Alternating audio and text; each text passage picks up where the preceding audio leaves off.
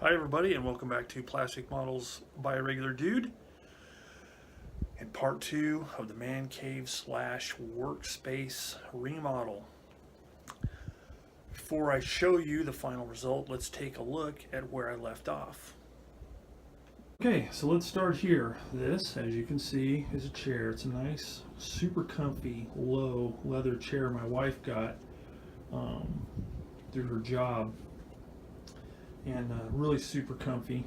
There's a light above it, very simple. And what this is for is just for hanging out, want to read, check up on Facebook groups, whatever.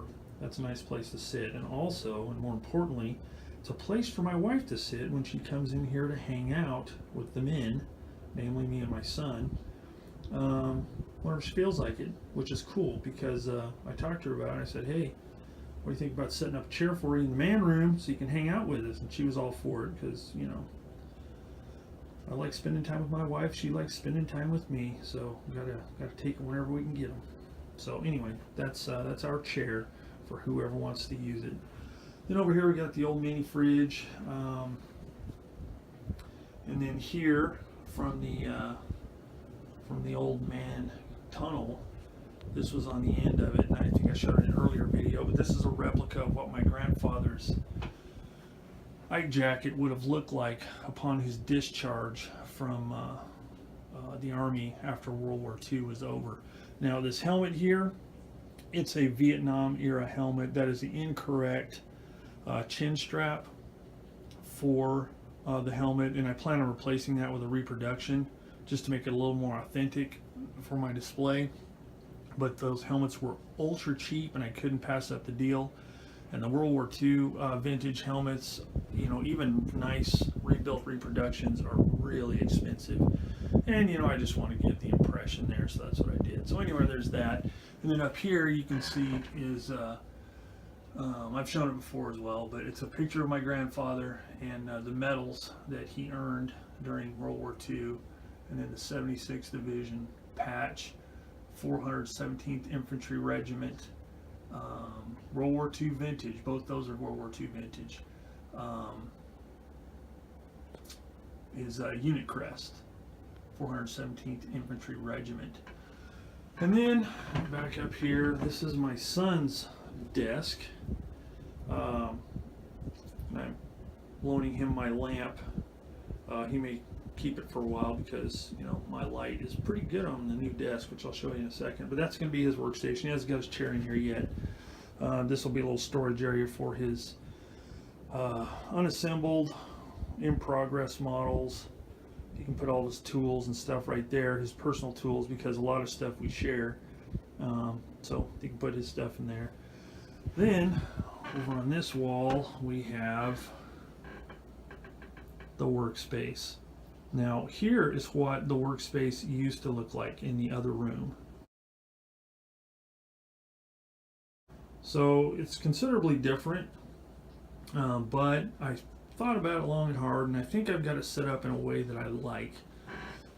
So let's start over here. This is where I keep my I keep a drawing pad that I like to use. The paper, they're really inexpensive. It's newsprint paper, and I like to use that for when I'm painting because I just use my workspace to paint.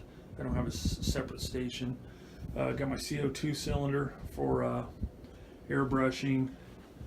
I've got my motor tool back there, a Dremel, cordless.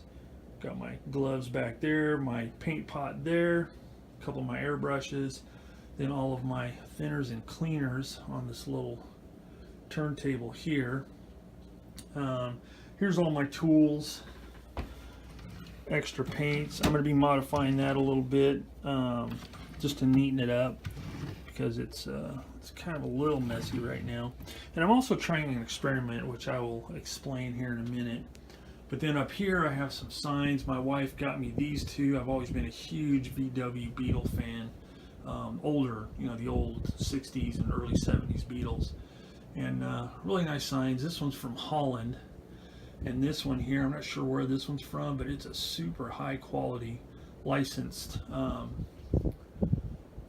VW sign. It's not like the kind you find in the inexpensive stores, around here in the States. It's a real heavy, very nice sign, so I'm really stoked with that. And this here, as many of you know, I probably love to ride. You may know I love to ride bicycles, and I have a friend that works for the county, and they put these old signs. You know, as you can see, it's all kind of crackly. The paint, reflective paint's crackly.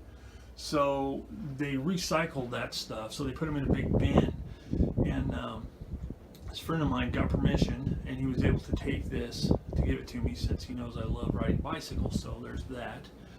Up top here, you can see my Vallejo rack, which I'm going to be doing away with. Number one, I don't really use. I mean, probably, good grief, 80% of those paints I've never used. It's when I first started using them, I thought they were really jolly until I used them for very long, and they just, you know, I just don't use them. There's very few colors I use out of that, and I only use them for brush painting anyway. So I'm gonna have to kind of figure out a way to go through them and use them up, and then you know, then I won't have much use for the rack because I don't like how far it sticks out on the desk. Because my plan is to redo this drawer here, make some more of these holders. I made these I don't know, a couple years ago, I think, but remake them with closer spaced holes, so I can fit more bottles in there, so I can get all my Vallejo brush painting stuff in here. I do like Vallejo for brush painting. I like them a lot for that. But I use Tamiya for all my spraying needs. Anyway, back up here, this is a bodfish. You know, population 1670, elevation 2674. This is another sign my friend got for me. Thanks, Jeremy. You're an awesome dude. Looking out for your bro. Bodfish, I lived in Bodfish Canyon up in the Kern River Valley near Lake Isabella when I was in my formative years from 5th grade, well, the end of 4th grade on through high school and my first year or two of college. And I loved it up there, and he found this sign for me, so I had to hang it up in here. And then here's the desk. So first of all, I have this LED 4-foot shop light here, which fits perfectly. Then down here, I've got, as you can see, I've got a lot of room for expansion if I want to hang, you know, more tools or anything like that. But I've got my magnetic strips there for my frequently used tools, all my paints, glues, decal solutions, weathering products along the bottom here, and then I've got more, you know, my knives, a couple of scales, rulers, whatever you want to call them, sanding sticks.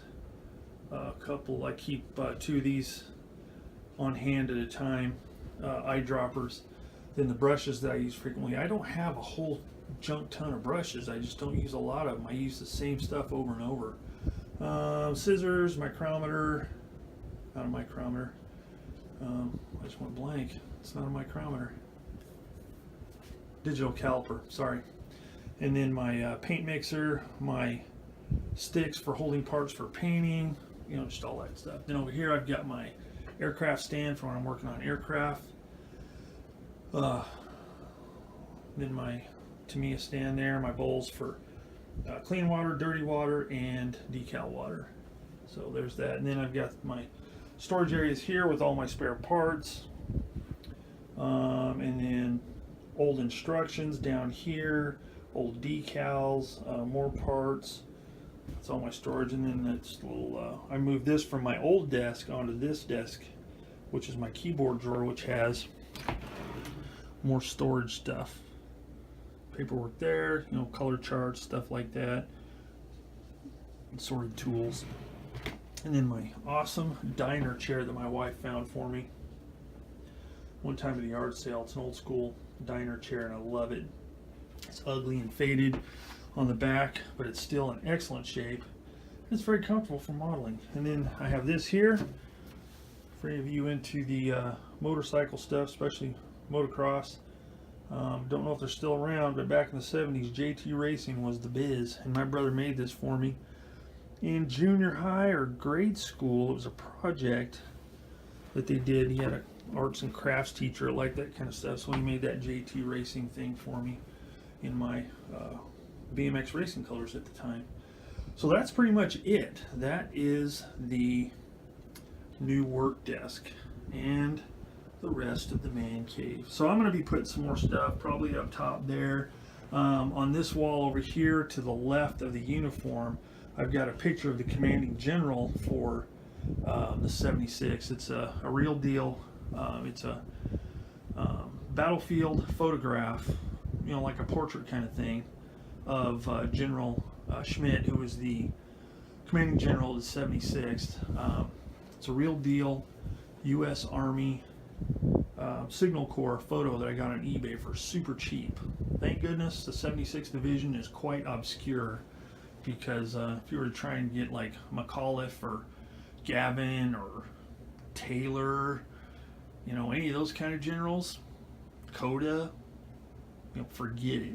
Way more popular in the mainstream, and stuff like that goes for a fortune. So fortunately for me, General Schmidt, nobody's ever heard of him except people in the 76. So anyway, that photo will go up here. It's already framed and everything, but I need to get that. But to balance it out, I've got a couple of 76th Division newspapers that were printed at the end of and right after the end of World War II. So I'm going to put in frames and put those on this wall as well. And then on this wall over here, it's blank right now. I'm going to leave it blank for a while. I don't know. I don't necessarily need to put anything on it, but we'll figure something out. So that's it. So let's take a close up at the stuff here. Okay, so this is the desk, at least the paint part of it. And I'll just make this really quick because I think I might touch on this in another video. But as you can see, I've got all my Tamiya paints here, and then I've got X amount of weathering stuff on the bottom here. I've got a whole junk ton more in a drawer of paint and weathering products. So my experiment is going to be this. I'm going to see how much of this stuff, I've gotten out the stuff that I use frequently. And I'm going to see how often I have to dip into the drawer to get additional weathering products. And I'm thinking it's not going to be much. There's certain colors I've gotten that I never use because they just do not look right for anything that I do. So the experiment will be see what I use and try and streamline my products. And I'm always trying to do that in everything that I do. You know, if I have a bunch of tools and I just don't use tools, I'll sell them or give them away or whatever. And to date, I haven't really missed any of it. So that's my plan. I want to try and streamline the amount of products I have so I can keep things tight with the workspace. So that's what I was going to say earlier when I showed you that my weathering product drawer. So anyway, that's that. So there you have it. That's the tour of the new man cave slash workroom slash hobby area, whatever you want to call it. I'm digging it. I may do some fine tuning. I always tend to do that. So my son was giving me grief the other day. He says, "So Dad, you know, how long?" I said, "How long what?" He goes, "How long till you change it?" I was like, haha, very funny. But I do. I'm continually refining and fine tuning stuff. But this is set up in a lot of ways like my other area was, and I like the way that was. So I think it'll be okay. And everything's handy, close by, a lot easier to reach than in my other place. And it'll be especially good for my son, because all he has to do is reach to the right, you know, over that way to get to whatever he needs. So we're like, you know, close by, everything will work good. We can work we can work in perfect harmony together. So that's it. That's the new man room.